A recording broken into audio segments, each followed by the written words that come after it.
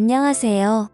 저는 빈털터리로 시작해 우여곡절이 많았으나 단칸방에서 시작해 조금씩 아끼고 모아가며 결국에는 내 집까지 장만하게 되었네요. 남편과는 같이 고생해온 만큼 백년해로 할 줄 알았는데 집이 생기고부터 자기 할 일은 다 끝났다고 생각한 건지 내가 여태까지 반평생을 함께한 사람이 맞는지 싶을 정도로 변하더라고요. 남편만큼은 아니지만 저도 필요할 때 나가서 돈도 벌어오고 했는데 이 집이고 뭐고 전부 자기 거라고 하면서 난리도 아니었어요. 좋은 이야기도 아니고 그때 인생을 다 돌이키기엔 1시간 가지고는 모자랄 것 같아서 생략하도록 하겠습니다. 아무튼 그때 남편의 행동으로 인해서 결국 법원까지 가게 되었고 이혼하게 되었습니다. 남편과 저 사이에는 딸이 하나 있었어요. 남들처럼 둘 낳아서 잘 살고 싶었지만 상황이 힘들다 보니 한 명도 버거워서 딸아이 하나에서 멈추게 되었습니다. 이혼은 어차피 딸아이가 대학까지 가고 나서 했으니 양육권 같은 부분에 있어서는 따로 상의할 것도 없었습니다. 딸아이 또한 제 아빠가 아니라 저를 택했고 그렇게 딸아이랑 저랑 둘이서 같이 살게 되었습니다. 딸이 비록 공부하는 조금 밤쌓고 지냈어도 운동신경도 좋고 누굴 닮았는지 얼굴도 예쁘고 해서 주변에 항상 남자가 끊이지 않았습니다. 대학교 들어가고부터는 자기가 누굴 만나고 있는지 남자친구라며 엄마인 저에게 전부 다 소개를 시켜줬지요. 딸아이가 남자 보는 눈이 형편이 없더라고요. 앞길 창창한 잘 배운 사람들은 애초에 관심도 없었던 것 같습니다. 저도 대학을 나오지 않았으니 대학이 인생의 전부라고 생각하지는 않아요. 대학교 나오지 않아도 열심히 잘 사는 사람들 많은데 딸이 연애한답시고 골라오는 남자들은 하나같이 왜 그 모양인지 싶더군요. 문신 같은 건 대체 어디서 하는지 그나마 남자친구라고 데려온 사람 중에 마음에 차는 사람들 몇 명은 그나마도 문신이 옷에 가려져서 있는지 없는지도 모르는 사람들이었습니다. 그래도 어린 나이니 결혼까지는 하지 않겠지 싶었는데 다행인 건지 불행인 건지 작은 일에도 쉽게 실증을 내는 딸아이는 남자친구한테도 쉽게 실증을 내더라고요. 문제는 우리 딸이 다른 건 다 쉬어도 연애만큼은 쉬는 적이 없었어요. 어제 남자친구라고 저한테 누굴 소개하면 다음날에 다른 남자가 또 남자친구라며 저한테 소개하는 적도 있었습니다. 모두 몇 명이었는지 물어보신다면 제 기억에 남는 사람들만 더해도 제 손과 발을 다 합쳐도 헤아릴 수 없을 정도로 많았습니다.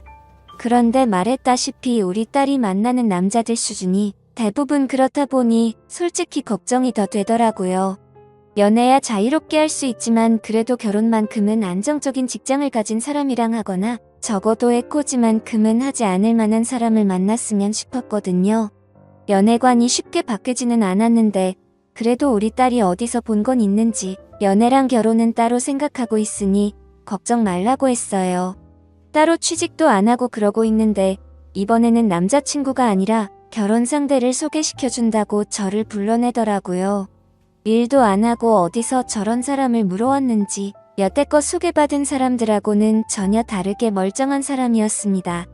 정신머리도 똑바로 박혀있는 듯 했고 직장도 제법 이름 있는 대기업을 다니고 있는 사람이었어요. 당연히 문신도 없었고 말입니다. 그동안 딸이 어떤 남자들만 골라서 만나왔는지 알고 있었기 때문에 결혼 상대라고 데려온 사위를 처음 봤을 때는 안도감도 들고 한편으로 너무 기쁘기까지 했습니다. 다만 문제가 있었으니 사위가 직장도 안정적이고 다 좋지만 따로 가족이 없는 사람이었어요. 스스로의 힘만으로 저렇게 성공했으니 높이 쳐줄 부분이 있는 건 인정하지만 결혼하기에 당장 직장 말고는 아무것도 없었답니다. 그나마 다행인 건 그동안 학자금 대출이며 이래저래 빚이 많았는데 그건 이미 다 갚고 없다는 사실이었지요. 대신 결혼을 하게 되면 당장 지낼 곳이 없다고 하는 거였어요. 그래서 결국 저희 집에서 처가살이를 할 수 있게 배려를 해줬습니다. 사위가 힘들게 자라왔지만 예의가 참 바르더라고요. 사실 제가 집을 팔아서라도 살 곳을 마련해주는 방법도 있었겠지만 사위는 처가살이 하는데 실은 내색 따로 하지 않고 같이 사는 동안에도 저한테도 참 잘했어요. 자기한테 없던 부모나 마찬가지라며 그만큼 저에게 효도하겠다더군요. 이렇게 좋은 남자를 만날 줄 알면서 딸아이는 그동안 뭐하러 그런 놈들을 만나온 건지 싶었습니다. 아무튼 딸아이도 결혼을 했고 집에서 나간다면 조금 외로웠겠지만 처가살이를 하게 되면서 제품에 끼고 살게 되니 그거 하나만은 좋더군요. 거기에 사위가 저한테 점수 따겠다고 집안일도 힘써야 하는 일들이나 설거지 같은 건 알아서 척척하기 때문에 저도 많이 편해졌습니다. 남편과는 그렇게 헤어지게 되었지만 그래도 지금 상황이 주변에 자랑하고 다닐 만한 정도라는 생각이 들었고 딸내외가 내 집에 들어와 살며 있는 동안은 정말 매일이 행복했습니다. 그 순간을 목격하기 전까지는 말이죠. 저도 동네에 아는 사람들 가게 나가서 소일거리 해주고 하면서 생활비도 벌고 있었습니다. 사위가 생활비 보탠다고 얼마씩 보내주긴 했지만 그래도 언젠가는 독립해서 나가야 할 텐데 무작정 준다고 고맙다고 받을 게 아니라 그 돈은 제가 따로 모아주고 싶었죠. 그래서 그렇게 소일거리 하면서 생활비 벌이하면서 지내고 있었습니다. 원래는 동네에 잘 아는 사람이 다니는 공장에 가서 하루 같이 일을 하고 일당을 받아오는 예정이 있어서 아침 일찍부터 나갔어요. 그런데 공장까지 도착해서는 공장 설비에 문제가 생기는 바람에 일을 시작하지도 못하고 돌아오게 되었죠. 이동하는데 이미 시간을 많이 써버려서 다른 데에 일하러 나가봤자 돈 버는 느낌도 안 들겠다 싶어서 그날은 그냥 집에 들어가서 쉬어야겠다는 생각을 했습니다. 그리고 집에 들어갔는데 딸 부부가 쓰는 방에서 딸아이가 앓는 소리가 들리더라고요. 사위는 분명히 한참 출근해 있을 시간인데 들려서는 안 되는 소리가 들려오니 오만 가지 생각이 다 들더라고요.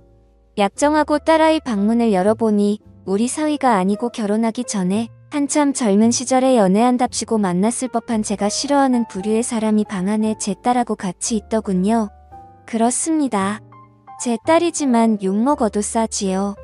저도 일 나가고 지난 남편 그러니까 사위도 출근해 있는 동안 그 틈을 타서 딸아이는 생산적인 일이 아니라 다른 일을 하고 있었던 거예요. 따지고 보면 생산적인 일일 수도 있겠지만 아무 튼에서는 안 되는 일이나 마찬가지였죠. 남자 보는 눈이 좀 없을지라도 이런 말도 안 되는 일을 저지르는 아이는 아니라고 생각했는데 참 제가 돈 번다는 핑계로 정말 자식 교육을 제대로 못 시켰구나 하는 후회가 들더군요. 딸아이는 절대 사위한테 말하지 말라고 하는데 그 얼굴에는 후회나 죄책감은 하나도 보이지 않았습니다. 오히려 차라리 들켜도 저한테 들켜서 다행이구나 하는 그런 느낌이었어요. 그래도 자식 부탁인데 자식 이기는 부모가 어디 있겠습니까? 그래서 딸아이가 말한 대로 아무것도 모르는 척하고 있었지요. 그런데 그때마다 정말 이 꼴 저 꼴 다 보기 싫더라고요. 그 사실을 숨기고 있는 제 자신에게도 자괴감이 느껴지고 괜히 제가 일 때문에 밖에 나가 있으면 딸아이가 또 집에 외간 남자를 들이지는 않았을지 그런 생각도 들고 말입니다. 그래서 더는 신경 쓰고 싶지 않아서 제 집은 딸아이한테 넘겨주고 저는 남은 재산을 조금 처분해서 제가 나고 자란 고향으로 돌아왔습니다. 작은 아버지가 아직 시골집을 가지고 계셨고 저희 부모님이 저한테 남기신 건데 하면서 저한테 흔쾌히 집을 사용하게 해주셨지요. 세월을 맞으며 몇 번 고쳐진 집이긴 하지만 태어나서부터 결혼 전까지 살았던 집인데 서울 사람이 다 되었는지 처음에는 시골집이 적응이 되지 않더군요. 딸아이 아니어도 서울에 친구들도 많았고 할 게 많았는데 이곳은 참 할 게 없더라고요. 거기에 집이 비어있으니 사위 출근한 사이에 딸아이가 집에 사람들 끌어들일 거 생각하고 있자니 참 사위한테는 미안한 소리지만 그래도 그 꼴 안 봐도 되니 마음이 편하더군요. 한편으로는 딸아이가 저한테 들켰음에도 불구하고 제가 이제는 아예 집을 나가버렸으니 오히려 맘 놓고 외간 남자들을 집에 들이지 않을까 하는 걱정도 들었고요. 팔이 안으로 굽어서 그렇겠지만 분명히 우리 사위는 아무 잘못 없고 딸아이한테 문제가 있음을 인지하고 있지만서도 끝에서 끝까지 들키지 않고 우리 딸이 무탈했으면 좋겠다는 생각을 했습니다. 그렇게 1년을 떨어져 살았는데 명절이고 생이고 한 번을 찾아오지 않더군요. 그나마 사위는 저한테 먼저 전화라도 합니다. 왜 안 오는지 이유를 물어보면 일이 바빠서라고 대답을 했는데 딸아이랑 통화해보면 왜 안 오는지 그 이유는 사위가 아니라 딸한테 있었어요. 왜 이사를 가도 그렇게 멀리 떨어진 시골로 가버린 거냐면서 남편이랑 한 차에 타고 오래 있기 싫다고 하면서 그냥 명절 때는 안 가겠다 하더군요. 제 딸이지만 그때부터는 저도 정이 떨어지기 시작했습니다. 그리고 그 말을 듣자 하니 아직도 딸아이는 정신 차린 게 아니고 사위와는 멀게 지내고 있는 듯 싶더라고요.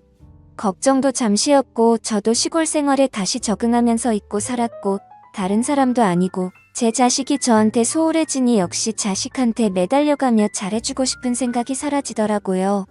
그래서 그렇게 모르는 사람인 척 한참 지냈습니다. 그러던 어느 날이었는데 사위한테 연락이 왔어요. 지금 그쪽으로 내려가는 중이라고 해요. 명절도 아니고 내 생일도 아닌데 무슨 일로 오는가 싶었는데 사위가 다른 게 아니고 자기 혼자 가고 있는 중이라고 하더군요. 무슨 일로 오냐고 물으니 회사 출장이 잡혔는데 같은 지역이라서 그래서 간만에 숙소 안 잡고 장모님과 같이 저녁 식사라도 해야겠다며 찾아오는 겁니다. 음식은 제가 서울 살 때 엄청 좋아해서 일주일에 한 번씩은 꼭 가던 국밥집이 있었는데 그게 생각나실까봐 포장해서 가지고 오는 중이니 밥도 차릴 필요 없다 하더군요. 내 자식이 나한테 이렇게 소홀한데 신경 써주는 사위 마음 씀씀이가 너무 좋더라고 합니다. 아무리 회사 일로 출장을 왔다고 하지만 여기는 도심에서도 많이 떨어진 시골 동네인데 끝끝내 숙소 안 잡고 저희 집으로 오겠다는 거잖아요. 거기에 저 번거롭지 않게 식사도 포장해오고 그것도 모자라서 제가 제일 좋아하던 식당을 기억해서 거기 음식을 사오는 기까지 했으니 말이지요. 이렇게 자상하고 섬세한 남편을 두고 내 자식은 왜 정신을 못 차리고 저러는지 싶더라고요. 그래도 그동안 시골에서 혼자 지내느라 적적했는데 오랜만에 사람이 있으니 좋더라고요. 결혼하면 다들 편해져서 살이 좀 찐다는데 사위는 어째 살이 더 빠진 것 같다고 물으니 그냥 쓴 웃음만 짓고 아무 대답도 없더라고요. 아주 보고 싶었는데 못 내려와 미안하다. 길이 먼데 어찌 오느냐 괜찮다. 이런 뻔한 안부를 몇 마디 주고받으니 할 말이 많이 없어 조용해졌습니다. 사위도 사실 능글맞은 부분도 없고 아무래도 편하게 있기는 힘들었겠지요. 그래도 저 생각해서 이 먼 길을 와준 것만 해도 불편해 보이는 모습에도 고맙기까지 하더군요. 그동안 혼자 시골에 있는다고 할 게 없어서 이것저것 만든 담금주들이 있었는데 사위가 술을 좋아하는 건 알고 있어서 인삼주내하면서 너무 긴장하지 말고 편하게 있으라며 사위한테 술을 한두 잔 권했습니다. 처음에는 사위도 머뭇대더니 그래도 좋아하는 술에 직접 담근 귀한 술이다 보니 좋아하는 술을 안 마시고 지나칠 수는 없었나 봅니다. 그때그때마다 담궈둔 술이 많다 보니 다른 사람도 아니고 내 딸 먹여 살려주는 사위가 마시는데 아깝지는 않았습니다. 사위는 사양하면서도 계속 한 잔 한 잔 마시다 보니 어느덧 잔뜩 긴장해서 힘이 들어가 있는 모습은 온데간데 없고 슬슬 몸이 풀리는 듯 싶더라고요. 그래도 회사 일 때문에 왔는데다가 다음날 일도 봐야 할 텐데 술이 어느 정도 들어가니 그만 마시게 해야겠더라고요. 그런데 사위는 이 정도 취하는 건 괜찮다며 계속해서 잔을 채우더군요. 이상했죠. 같이 한 집에 살던 시절에도 술을 그렇게 좋아하지만 제 앞에서 취한 모습 보일 수 없다며 회식 같이 술을 피할 수 없는 자리에 나가더라도 항상 절제하던 사위였는데 혀가 꼬부라질 때까지 자기는 술 세다고 괜찮다고 하면서 계속해서 마시고 있었으니 말이죠. 담금주라고 해봐야 어차피 시간이 남아서 담근 고급 술도 아닌데 말입니다. 그때까지도 저는 별 생각 없었어요. 그냥 표현하는데 서툰 사위가 장모를 오랜만에 만난 나름대로의 반가움의 표시라 생각했습니다. 어차피 혼자 사는 집이다 보니 방이 남아서 저는 10시만 되면 졸린 이 사위가 잘 곳을 마련해놓고 저는 먼저 자겠다 말하고 혼자서 잠자리에 들었습니다. 그리고 제가 잠에서 깨고 만 건 한참 깊은 잠에 들어 있어야 하는 새벽이었죠. 이불맛에서 느껴지는 인기척에 잠에서 깨고 저는 이내 쏘스라치게 놀라고 말았습니다. 제 이불맛에 있던 건 제가 마련해준 방에서 자고 있어야 할 사위였습니다. 열려있는 문 쪽으로 거실을 보니 술병이 셀 수도 없이 나뒹굴고 있더군요. 술을 얼마나 마신 건지 가늠조차 되지 않았습니다. 혹시나 사위가 술에 너무 취해 제 정신을 못 챙기는 건가 싶더군요.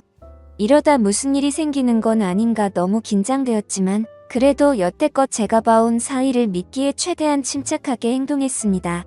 최대한 사위의 기분을 상하지 않게 무슨 볼일이냐고 침착하게 물었는데 사위는 갑자기 제게 다가오더군요.